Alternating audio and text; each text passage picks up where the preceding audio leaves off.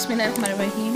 Hit the bell icon button if you love the video, do subscribe. आप लोगों ने मेरी आवाज़ को इग्नोर करना है, आवाज़ थोड़ा सा गला ख़राब है, ठीक है।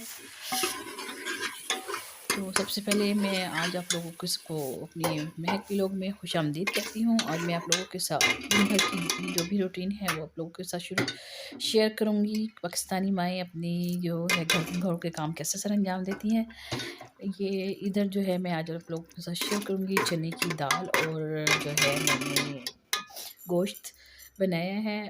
कुछ अच्छा लोग ऐसे लोग हैं ये चने की दाल खाते हैं तो वो वादी होती है ना, तो नहीं खा सकते।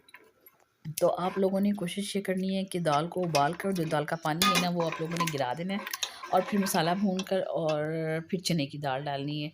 तो ये आप लोगों को बादी नहीं करेगी, ठीक है। इधर जो है ये मैंने चने की दाल और गोश्त बनाना तो था ही, तो फिर मैंने एक तीर से दो शिकार किए कि चने की दाल का सालन में बना लिया और इधर जो है ये चने की दाल और गोश्त से गला कर मैंने शामी भी बना रही हैं। बच्चों के लिए चाहिए होता है लंच के लिए भी और उसके लिए भी, तो साथ मैंने ये भी कि काम जल्दी से आसानी से हो भी जाए और एक काम से दो काम हो जाए, ठीक है। इधर ये मैंने चने की दाल बना ली है, मसाला भुना हुआ, देख रहे हैं कितना खड़ा खड़ा मसाला बना हुआ है।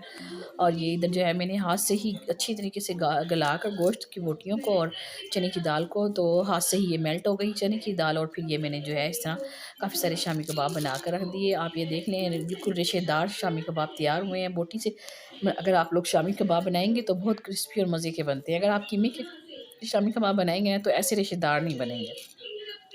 तो आप कोशिश करें कि आप जब शामी कबाब बनाने लगें तो बोटी का गोश्त ले लें, गोश्त बोटी वाला लें और फिर उसको गलाकर फिर शामी बनाएं। देखिए मैंने अंडा लगाए बगैर सिर्फ इसमें अंडा लगा लिया, डाल दिया था और उसके बाद ये मैंने ऐसे फ्राई कर ली। अंडा नहीं लगाया इस पर, सिर्फ मैंने मसाले में अंडा डाल दिया था। इधर जो है ये मैंने लहसुन देखें एक दिन पहले भिगो कर रख दिया था, देसी लहसुन। और तो अब जो है ये मैं इधर एक दिन मैंने इसको डिप रखा है पानी में और उसके बाद अब मैं ये इसका मोटा मोटा छिलका उतार लूँगी और जो बारीक गिरियाँ होंगी ना उसका मैं छिलका नहीं उतारूँगी, क्योंकि मैं बार बार आपसे यही कहती हूँ कि आप लोग देसी लहसुन इस्तेमाल किया करें अपनी ग़िज़ा में, क्योंकि इसमें फ़ाइबर है और ये हार्ट के लिए बहुत अच्छा है। तो ये देखने मैंने ग्राइंड कर लिया और इसकी ये लुक आई है। ये मैं 1 वीक चला लूँगी। अब मुझे इजाज़त दीजिए, अल्लाह हाफ़िज़।